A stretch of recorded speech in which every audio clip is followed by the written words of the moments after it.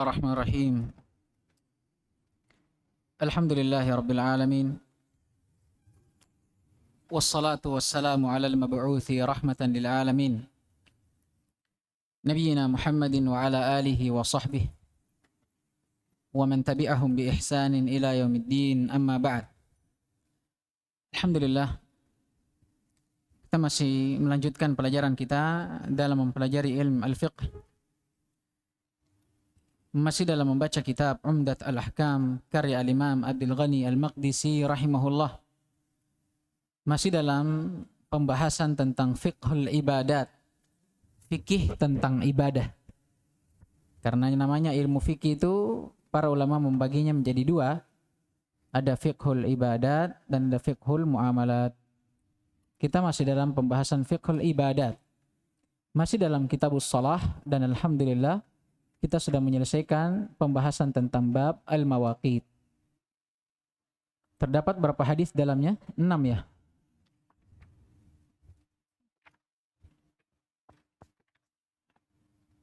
Hadis yang pertama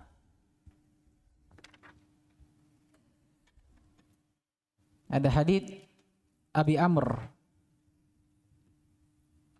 Asy-Syaibani dari Abdullah bin Mas'ud. Yang kedua ada hadits Aisyah. Yang ketiga ada hadits Jabir. Dan yang keempat ada hadits Abul Minhal Sayyar bin Salamah atau Salamah.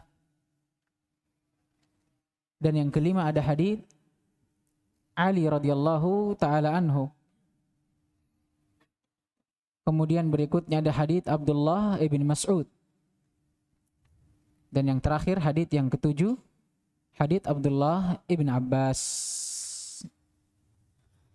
Setelahnya kita akan masuk ke dalam hadits Aisyah. Dan di sebagian syarah untuk hadits Aisyah ini diberikan judul bab fi syai'in min makruhatis shalah. Bab yang menjelaskan tentang hal-hal yang dimakruhkan di dalam salat.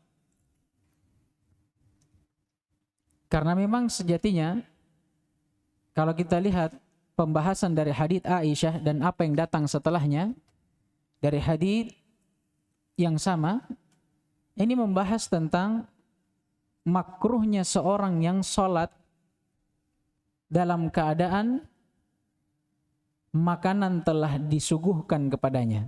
Nah, ini kan sudah bukan pembahasan tentang waktu sholat. Keluar lagi dari bab al-mawaqit. Makanya sebagian syurah memberikan bab untuk hadits ini. Namun sebelum itu, kita akan membahas beberapa masalah ya sekaligus menjadi kesimpulan dari apa yang telah berlalu. Dari 7 hadits yang telah kita bacakan. Di antara masalah yang akan kita bahas, hukum tentang menetapkan waktu sholat. Hukum menetapkan waktu sholat dan apa kedudukannya di dalam sholat. Apakah dia rukun, wajib, sunnah, atau apa hukumnya. Kemudian kita akan beranjak ke pembahasan berikutnya tentang waktu-waktu sholat itu tersendiri. Waktu awalnya atau kapan dia dimulai dan kapan waktu akhirnya. Kemudian terakhir, masalah yang berkaitan tentang beberapa waktu sholat yang datang riwayat yang menjelaskan akan bolehnya dia diakhirkan dan bolehnya dia dikedepankan. Ya, seperti sholat fajar, sebagaimana yang telah kita isyaratkan, para ulama berselisih yang mana afdolnya. Apakah dilaksanakan pada waktu gelap, ghalas, atau dilaksanakan pada saat matahari telah menguning. Begitu pula sholat duhur, datang nas yang khusus tentang bolehnya dia diakhirkan. Tapi pada saat matahari sedang berada di puncak panasnya. Begitu pula sholat isya. Nah, nanti akan kita bahas. Masalah yang pertama, hukum menetapkan waktu sholat. Kata para ulama, ini wajib. Ini wajib. Sebagaimana salat tepat waktu itu juga wajib dari hadits Abdullah bin Mas'ud yang telah berlalu. Di dalam hadits yang lainnya, hadits Abu Dzar, dia pernah ditanya, "Ya Abu Dzar, kaifa idza kunta 'alaika umara yuakhiruna shalah?" Bagaimana kalau di daerahmu pemimpin yang memimpin itu mengakhirkan salat? Ya kan? Maka bagaimana sikapmu? Kemudian Abu Dzar berkata, saya tanyakan kepada Nabi alaihi salatu wassalam pertanyaan ini. Fama ta'muruni? Apa yang engkau akan perintahkan kepadaku wahai Rasul? Kata Nabi alaihi salatu wassalam kepada Abu Dzar, salli as-salata liwaqtiha fa idza adraktaha ma'ahum fasalliha fa innaha laka nafilah. Tetap engkau sholat tepat pada waktunya. Ya. Adapun kalau engkau sudah sholat tepat pada waktunya, kemudian engkau pulang ke negerimu dan mendapati imam dan jemaah masih sholat berjamaah, kan mereka mengakhirkannya. Maka ikut lagi sholat kembali bersama mereka, karena itu pahala sunnah bagimu.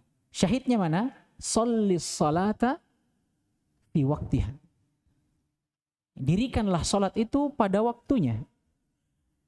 Walaupun pemimpin di daerah itu mengakhirkan sholat, dia tetap diperintahkan sholat tepat waktu. Disebutkan oleh Ibn Abdil Bar, di sini ada dalil akan wajibnya seseorang menentukan waktu sholat agar dia bisa sholat tepat pada waktunya. Nah, sekarang kita mulai membahas dari waktu-waktu sholat tersebut. Kita mulai dengan sholat duhur. Sebagaimana disebutkan dalam hadits Abul Minhal dan juga hadits Jabir, mereka mendahulukan waktu sholat duhur. Kenapa? Karena sholat duhur ini dikatakan sholat al-ula, sholat yang pertama.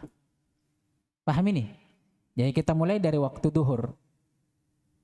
Waktu duhur, sepakat para ulama bahwa waktu awal sholat duhur tatkala matahari telah tergelincir. Tatkala matahari telah tergelincir. Maksudnya tergelincir dari apa? Dari kabdis sama. Kabdis sama itu ini, apa istilahnya? Kabdis sama itu puncaknya ini, di atas kita, yang pas di atas kita. Kalau jam itu jam 12. Itu matahari berada di kabdis sama. Di puncaknya di langit. Tepat di tengah-tengah kita. Zawal itu kapan? Tatkala dia tergelincir dari kabid itu. Kapan dia tergelincir? Walaupun sedikit, itu namanya zawal. Ini sepakat para ulama. Ya. Sebagaimana yang datang dalam hadits Abu Musa al-Ash'ari dalam riwayat Muslim. Kata Abu Musa, fa'aqama adh-dhuhra hina zalatis syams. Nabi dahulu mendirikan salat duhur tatkala matahari telah zalat. Apa zalat? Ya, tergelincir. Taib. Dan kemarin kita sudah singgung bagaimana cara mengetahui zawal ini. Dan kita sudah membawakan pendapatnya Al-Imam Ibnu Qudamah, begitu pula Ibnul Mundir. Dia mengatakan caranya kita mengetahui waktu zawal tatkala bayangan sesuatu itu bertambah setelah berkurangnya. Jadi seperti ini misalnya, botol ini, matahari kan dari timur ke barat. Nih kan? Ini kita. Matahari dari timur, ketika dia naik, sebelum dia berada di puncak, mungkin sekitar jam 11, setengah 12. Bayangan itu akan berkurang. Dari yang tadinya panjang, semakin berkurang.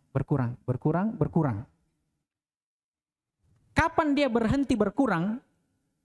Disitulah waktu matahari berada di puncaknya. Di mana itu? Kabidis sama. Kapan dia tergelincir dari kabidis sama, maka bayangan yang tadinya panjang kemudian berkurang, kemudian berhenti berkurang, dia akan bertambah. Jadi bayangan itu dari panjang, pagi hari itu kan bayangan akan memanjang. Kemudian berkurang, sampai akhirnya apa? Berhenti berkurang pada saat matahari berada di puncak. Kapan bayangan itu setelah dia berhenti berkurang, kembali bertambah sedikit demi sedikit? Awal pertambahan ini waktu zawal. Nah itu tadi. Kesimpulannya, waktu zawal itu tatkala bayangan seseorang bertambah setelah sebelumnya dia berkurang. Paham ini? Jadi kalau bayangan itu, kalau kita lihat matahari dari terbit sampai terbenam, begitu dia terbit dia akan memanjang. Karena kan bayangannya itu sinarnya miring seperti ini. Bayangan yang akan dihasilkan juga panjang. Ketika dia lurus, semakin lurus, semakin hilang. Kalau dia sudah berkurang, berhenti berkurang, akan kembali memanjang. Seperti itu bayangan itu. Nanti antum bisa praktekkan. Lebih mudah apa yang disebutkan oleh Syekh Ibnu Utsaimin. Kalau kita mau takdirkan dengan waktu, langsung saja kita bagi waktu ini dari terbit matahari sampai terbenamnya, bagi 2. Itulah waktu zawal. Paham itu? Begitu pula kalau kita mau tentukan waktu malam. Anggaplah waktu malam itu kita bagi 2. Bagaimana caranya mengetahui pertengahan malam? Kita bagi 2 langsung saja. Tapi kebalikannya, kalau untuk mengetahui siang tadi, dari terbit ke terbenam. Kalau mengetahui malam berarti dari terbenam ke terbitnya. Itu gampang. Lebih mudah seperti itu. Nah, ini sepakat para ulama. Ya, dinukil kesepakatan oleh Ibnul Mundhir dan Ibnu Abdul Bar, Ibnu Qudamah dan selainnya. Sekarang akhirnya, kalau kita sudah tahu awal waktu duhur, kalau begitu akhirnya kapan? Karena boleh jadi kita berudzur sholat tepat waktu, akhirnya kita akhirkan. Tapi sampai kapan waktu itu?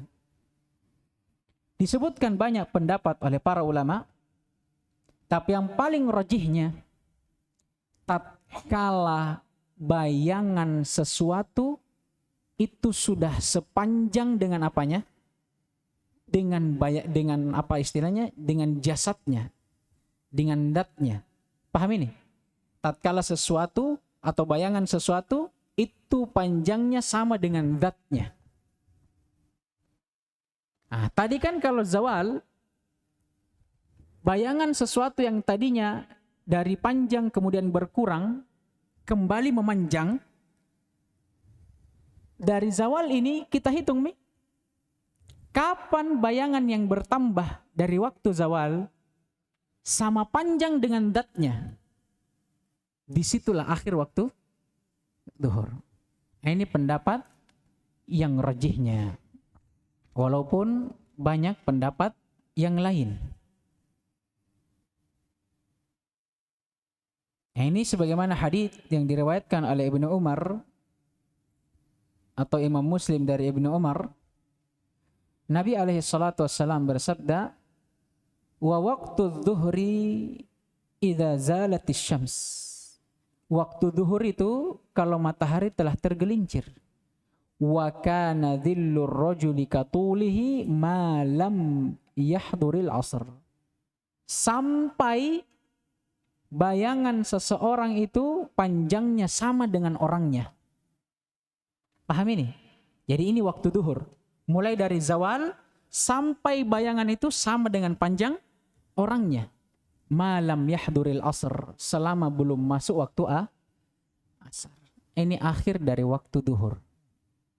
Ya, akhir dari waktu duhur. Dan juga datang dalam hadits Abi Hurairah, tatkala Jibril mendatangi Nabi alaihi salatu wassalam mengajarkan salat 5 waktu kepada beliau. Beliau datang lebih dari 1 hari mengajarkan Nabi tata cara salat sekaligus mengajarkan waktunya. Disebutkan dalam hadits, "Tsumma shalla bihi dhuhra hina kana dhilla mithlahu." Jibril dan Nabi SAW sholat duhur pada saat apa? Bayangan itu semisal dengan orangnya.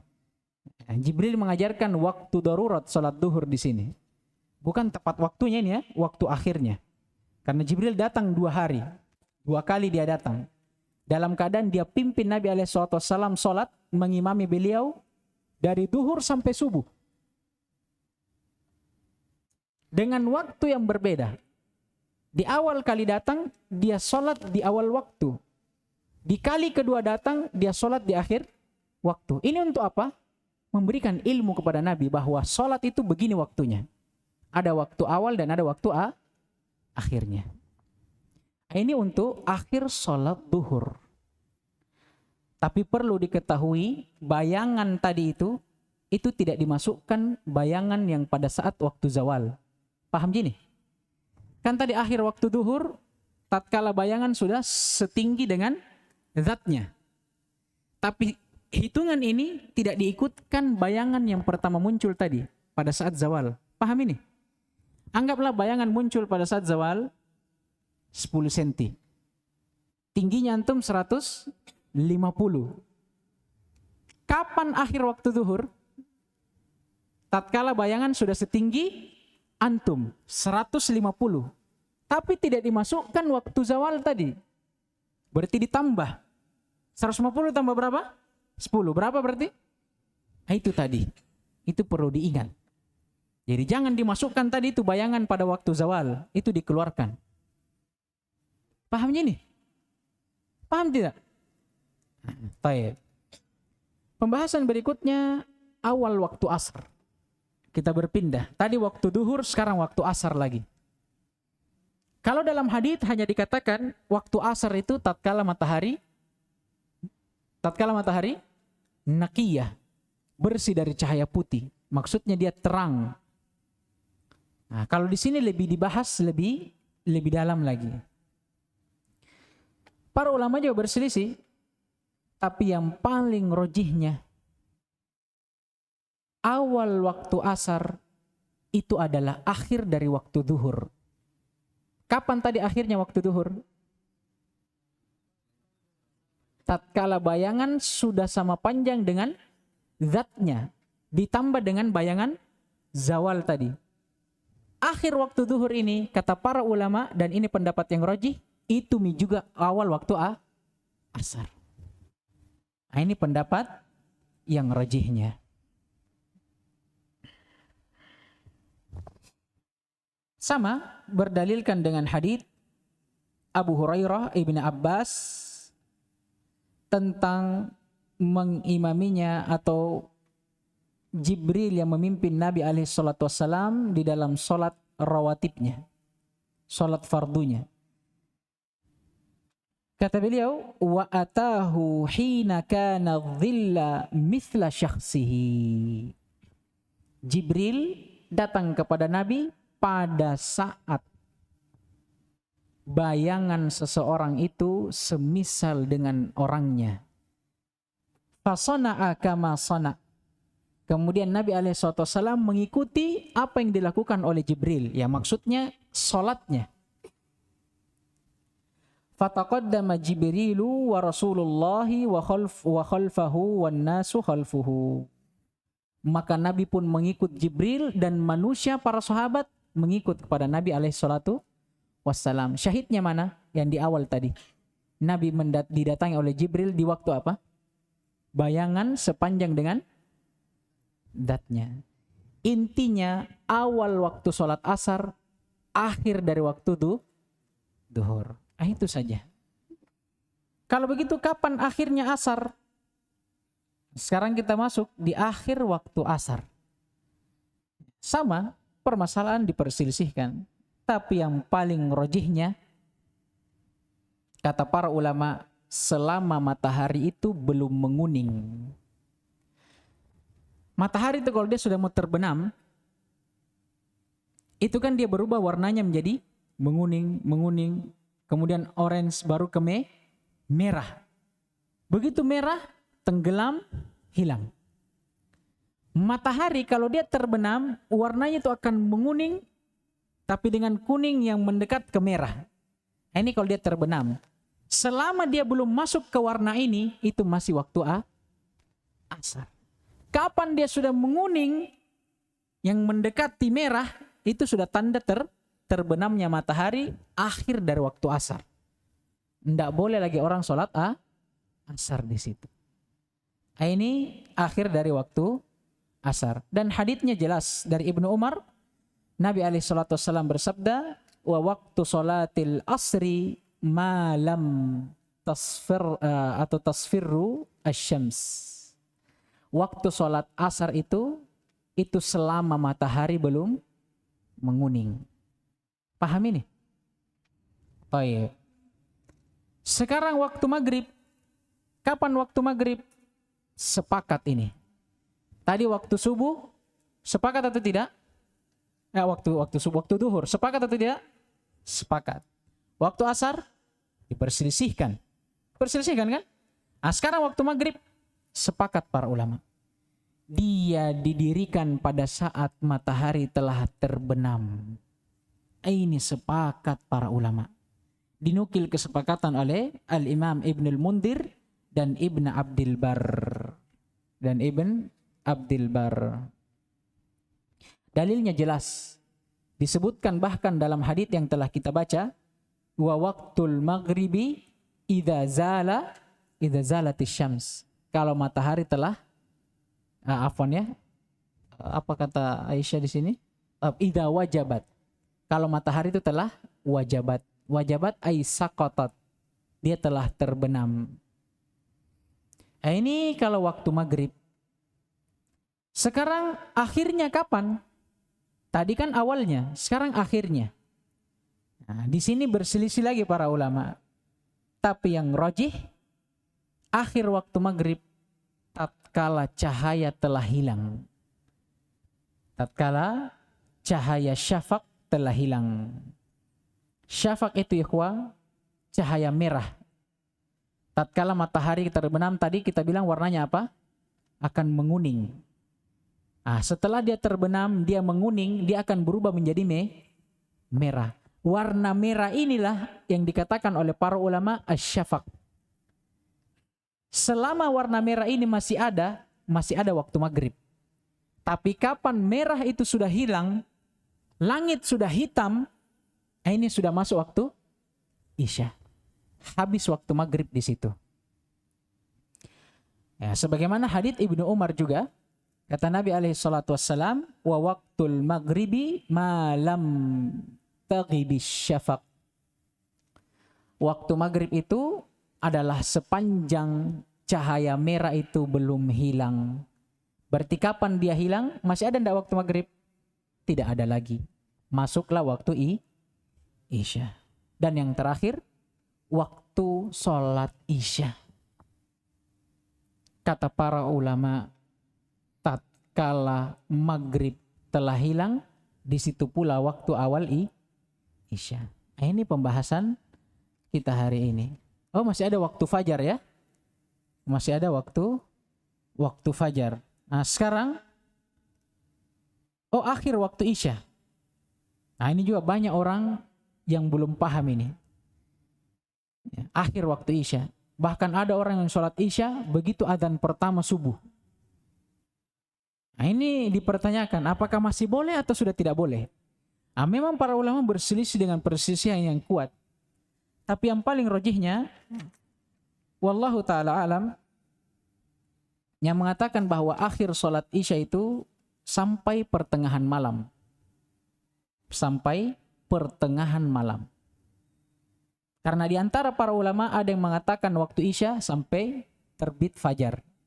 Di antara mereka ada yang mengatakan waktu isya sampai sepertiga malam yang terakhir. Ada yang mengatakan sepertiga malam yang pertama. Ada yang mengatakan sampai seperdua malam. Dan ini pendapat yang paling rajihnya. Nah, ini pendapat jumhur para ulama dari kalangan para sahabat sampai tabi'in. Dan ini juga yang dinukil dari Al-Imam Syafi'i rahimahullah. Ini sebagaimana sabda Nabi SAW dalam hadits Ibnu Umar. Kata beliau, wa waqtul isya ila nisfil lailil awsat. Waktu sholat isya itu sampai pertengahan malam. Sampai pertengahan malam. Pertengahan malam tadi bagaimana cara menetapkannya? Bagi dua waktu apa?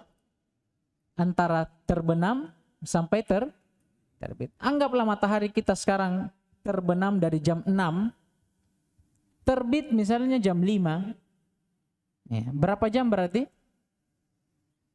11 jam. Atau anggaplah jam 6 sampai jam 6. 12 jam. Bagi dua, berarti berapa? 6 jam. Dari waktu terbenamnya jam 6 tadi ditambah 6 jam sampai jam berapa?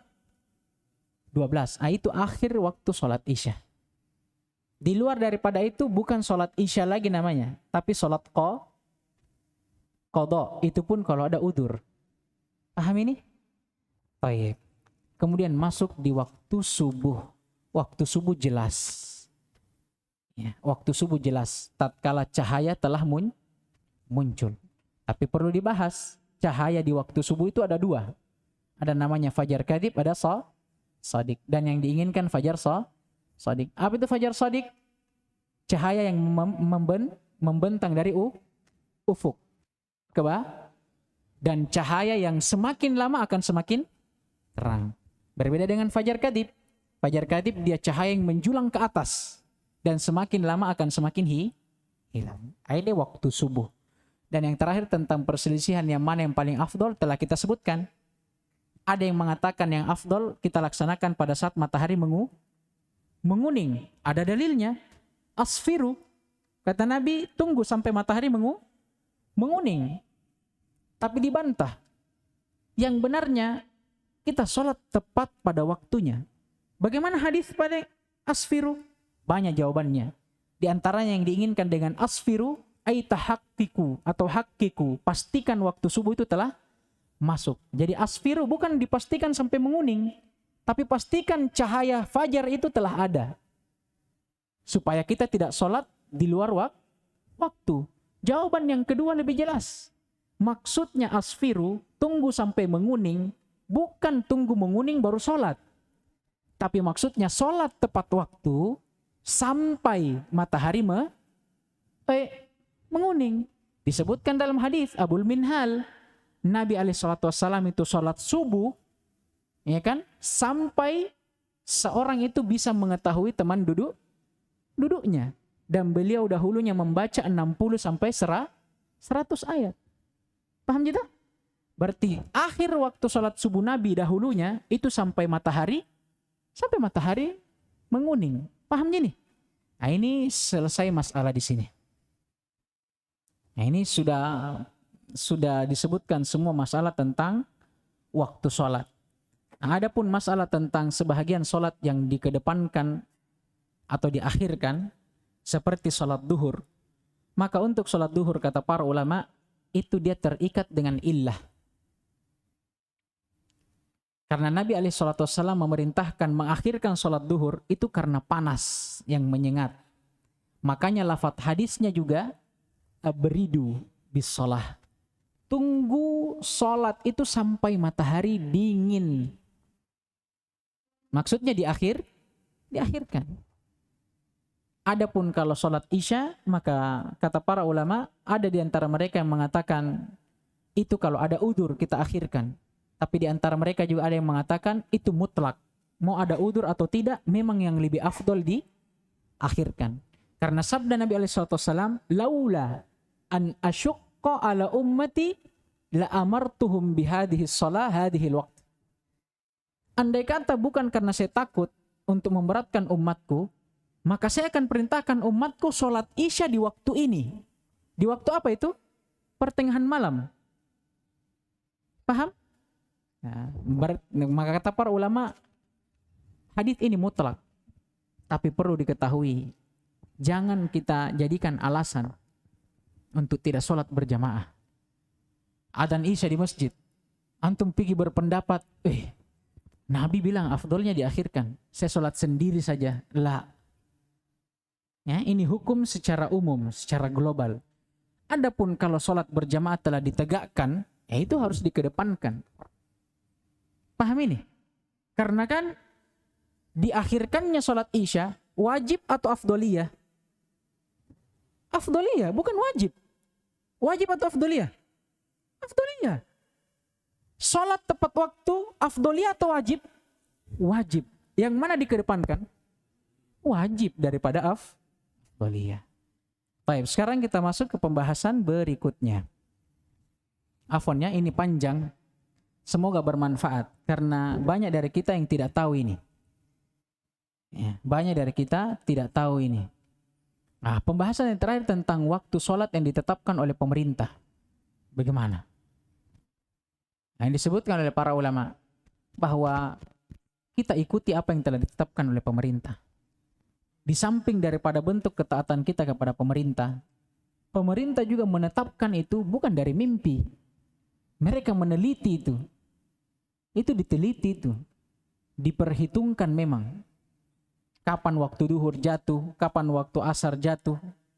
Itu diperhitungkan. Maka kita ikuti. Paham jadi itu? Jadi tidak usah lagi kita sekarang pergi cari bayangan. Tunggu dulu. Kayaknya saya ragu dengan ketetapannya pemerintah. Antum pergi berdiri di atas, lihat bayangannya antum. Kering antum. Itu tidak perlu lagi. Ini keadaannya kalau misalnya kita di luar sana, kita tidak tahu waktu sholat kapan. Bisa kita gunakan ini. Paham jadi itu? Baik. Sekarang hadits yang berikutnya. Qala al-muallif rahimahullah an Aisyah radhiyallahu taala anha anin Nabi alaihi salatu wassalam qala idza uqimatis salatu wa hadara al-asya fabda'u bil asya. Sama lafadznya? Atau ada yang beda? Ada yang beda? Saya ulang. An Aisyah radhiyallahu taala anha anin Nabi alaihi salatu wassalam qala idza uqimatis salatu wa hadaral asya'u fabda'u bil asya. Sama? Baik.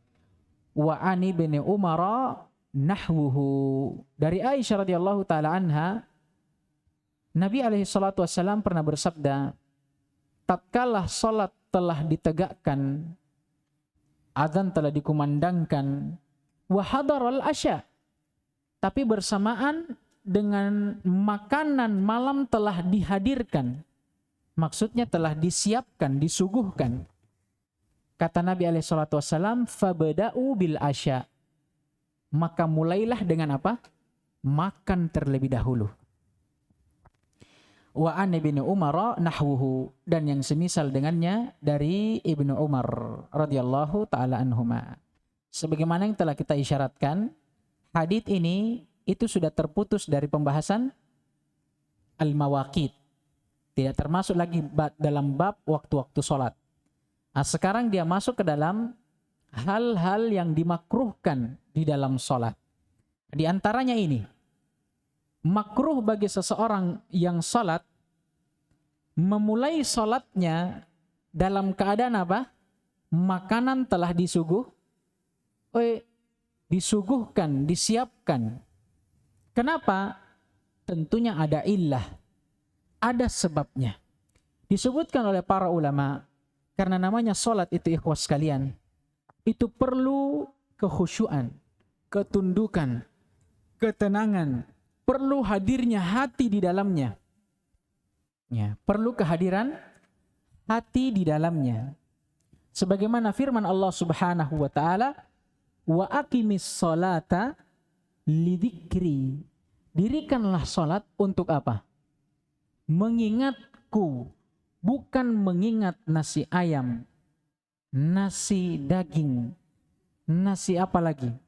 Bukan itu, tapi untuk mengingat Allah Subhanahu wa taala.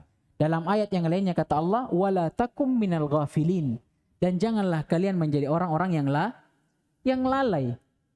Ya. Apa kata Allah dalam surah Al-Maun? Fawailul lil musallin. Celakalah bagi orang-orang yang salat.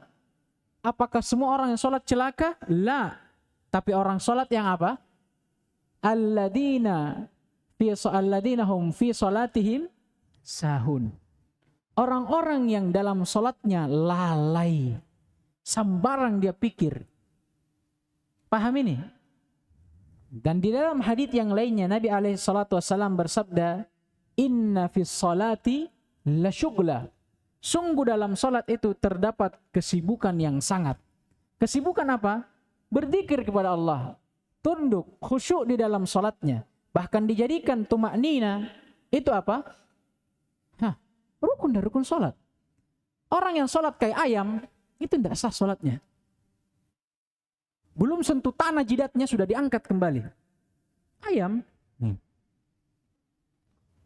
Ini tidak sah salatnya. Nah, karena hal tersebutlah maka dijadikan orang yang mendahulukan salat tapi dalam keadaan makanan telah disuguhkan makruh salatnya. Kenapa? Kata para ulama, karena orang yang telah disuguhkan makanan kebanyakannya, bahkan hampir semuanya pasti akan apa? Berpikir tentang makanan itu, fokus di makanan.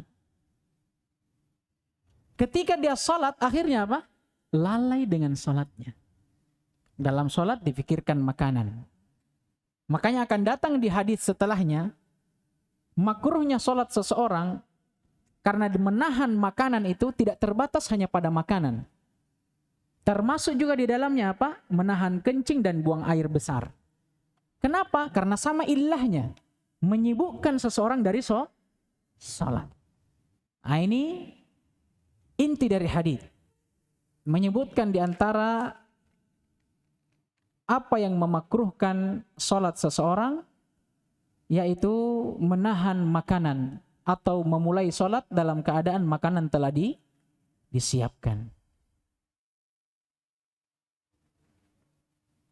Baik. Ini faedah dari hadis. Dan di antara faedah yang lainnya berkaitan dengan hadis ini, perlu diketahui zahir hadis menyebutkan bahwa tatkala bertemu antara salat dan makanan yang telah disiapkan, maka dikedepankan makanan. Tapi perlu diketahui, selama waktu tidak sempit. Apa batasannya? Dia boleh makan selama salat itu masih bisa dia dapatkan pada waktunya, tidak keluar dari waktunya. Paham ini? Paham, Ji? Dan yang kedua, tidak boleh dijadikan kebiasaan hal yang seperti ini. Nah, ada juga orang yang licik akalnya, sama seperti Bani Israel. Licik akalnya, karena dia tidak mau sholat tepat waktu, akhirnya dia jadikan waktu setiap sholat itu waktu makan. Sengaja dia sediakan makanan di waktu sholat. Nanti kalau ditanya, kenapa anda sholat tepat waktu? Ya kan Nabi yang perintah. Kalau ada makanan, kemudian dikumandangkan adzan, dahulukan makanan. Naam, tapi tidak dijadikan kebiasaan. Paham ini? Yang dikatakan oleh para ulama. Dan juga disebutkan oleh para ulama bahwa yang diinginkan dengan orang yang diperbolehkan mendahulukan makan daripada sholat, itu lil muhtaj. Lil muhtaj. Bagi orang yang memang butuh makan pada waktu itu. Tapi kalau orang yang kenyang, Ji, tidak sampai menyibukkan dia dalam sholatnya dengan mengingat makanan, apa yang didahulukan? Sholat. Karena hukum ini dibangun di atas illah atau sebab. Karena kata para ulama, al-hukmu yaduru ma'illatihi wujudan wa adama. Wujudan wa adama. Hukum itu dibangun di atas sebab. Adanya atau tiadanya dia. Maksudnya setiap hukum pasti ada sebabnya. Ada sebab, ada hukum. Tidak ada sebab, tidak ada hukum. Sekarang hukumnya apa? Makruhnya sholat karena sebab adanya makanan. Berarti sebab adanya makanan, kalau kita melakukan sholat meninggalkan makanan, itu sebab menjadikan sholat kita makruh. Ada sebab, ada hukum. Berarti kalau hilang sebabnya, apa sebabnya makanan tidak boleh diakhirkan? Karena menyibukkan. Afwan, sebabnya bukan makanan ya, sebabnya karena menyibukkan. Sebabnya makanan didahulukan daripada sholat karena dia menyibukkan. Makanya sholatnya makruh. Ada sebab, ada hukum. Sekarang kalau sebabnya hilang, orang yang tidak makan Karena memang dia tidak butuh makan, masih kenyang. Dia sholat. Makruh tidak sholatnya? La. Kenapa? Karena hilang sebabnya. Paham gini? Nah, ini kata para ulama. Di antara faedah hadits bahwa yang diinginkan dengan orang yang diperbolehkan untuk mendahulukan makan daripada sholatnya, itu orang yang memang butuh kepada makanan itu. Baik.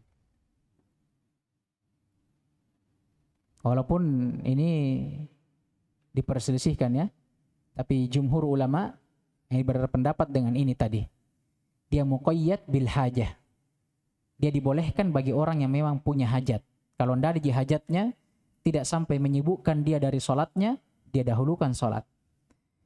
Nah, ini hadits yang pertama. Yang kedua, wali muslimin an Aisyah, masih dari Aisyah radhiyallahu taala anha dalam riwayat Muslim. Qalat, dia pernah berkata, sami'tu Rasulullah sallallahu alaihi wasallam yaqul, aku pernah mendengar Nabi alaihi salatu wasallam bersabda, la salata bihadratit ta'am wala wa huwa yudafi'uhul akhbathan. Tidak ada salat bagi seseorang tatkala makanan itu telah disuguhkan, dan tidak ada pula salat bagi mereka yang yudafi'uhul akhbathan, yang ditahan oleh dua khabath. Apa khabath? Najis. Ditahan oleh dua najis. Apa yang diinginkan dengan dua najis ini? Buang air kecil dan besar. Maksudnya, wala wahwa yudafi'ul ahbathan, tidak ada solat bagi orang yang menahan kencing dan buang air besar. Sama kandungannya dengan hadits yang pertama, menunjukkan tentang diantara hal yang memakruhkan solat seseorang. Selain menahan makan, juga menahan buang air kecil dan besar. Dan ilahnya sama. Karena menahan dari hal-hal ini bisa menyibukkan seseorang dari sholatnya.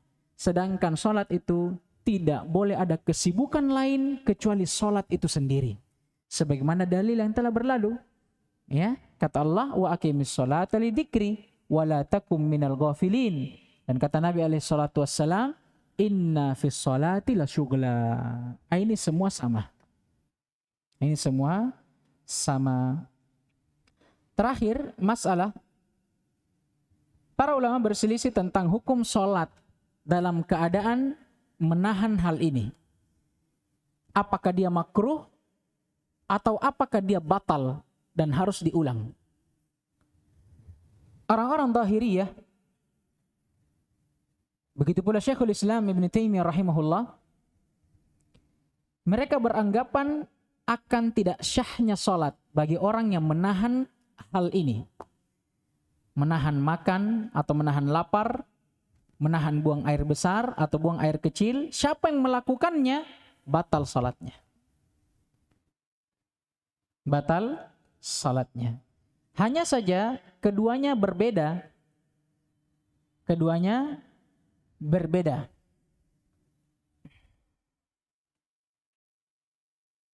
Kalau Syekhul Islam, dia membatalkan salat itu bersamaan dengan hajat. Paham maksudnya? Batal salatnya orang yang menahan lapar, ya kalau memang dia lapar. Paham ini? Batal salatnya orang yang menahan kencing atau buang air besar kalau memang dia mau. Kalau Zahiriyah mutlak, ada makanan walaupun dia tidak lapar, dia salat, batal salatnya. Paham ini? Intinya keduanya sama dari sisi batalnya sholat kalau meninggalkan makanan dan buang air. Tapi kalau jumhur ulama, dia mengatakan sholatnya tetap syah, tapi makruh. Ya, makruh. Nah, ini pendapat para ulama. Adapun jumhur, dia mengatakan kalau begitu, apa makna sabda Nabi SAW, la solata? Tidak ada solat bagi seseorang yang menahan laparnya.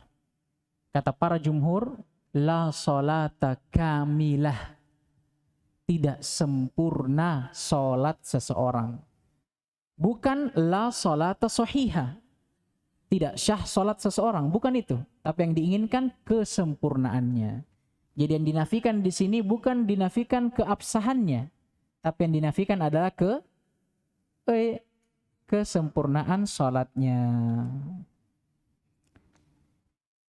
Baik.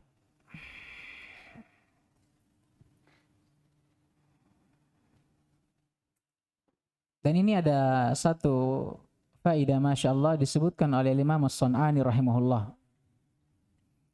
Kata beliau, wa'lam anna hadha laysa fi babi taqdimi haqqil abdi ala haqqillah. Mungkin ada yang bertanya, kenapa harus mendahulukan makan, buang air daripada sholat? Apakah ini termasuk dari mendahulukan hak makhluk, hak seorang hamba daripada hak Allah? Kan secara zahirnya kita akan, sebagian orang mungkin memandang seperti itu. Makan ini hak siapa? Hak Allah atau hak makhluk? Makhluk. Buang air ini hak Allah atau hak makhluk? Makhluk. Salat haknya siapa? Hak Allah. Kenapa hak makhluk didahulukan daripada hak Allah? Mungkin ada yang bertanya seperti itu. Kata As-Sun'ani, justru sebaliknya. Kalau ada orang yang sholat dalam keadaan dia lapar, tapi dia dahulukan sholatnya daripada makannya, bisa tidak khusyuk dalam sholatnya? Dia lapar ini, dia sholat, dia tinggalkan makanan padahal sudah disediakan. Khusyuk tidak dalam sholatnya? Tidak. Apa yang dia pikir?